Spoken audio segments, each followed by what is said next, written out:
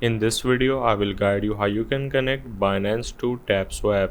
Before we start, if you are interested in securing your cryptocurrency, you can check out Ledger's hardware wallets by clicking the link in the description below. So first of all, on the TapSwap, there should be an option of 2x or 2 times on top of the coin. So you're just gonna need to click on it and this will gonna open up your connect wallet option. Now depending on the region that you are in, you might not have available, just like I don't have, but if you have available, you're just gonna need to click on wallet connect and then you're just gonna need to click on the connect wallet.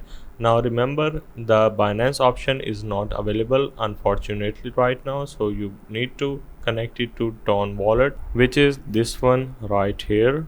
If I show you, Ton Keeper, so you can connect this wallet instead of Binance. You can send it into your Ton Keeper and then you can simply send your Ton coin or USDT to Binance account. So that's kind of like indirect, but this is how you can do this. Hope this helped. This is how you can connect your Binance to TapSwap.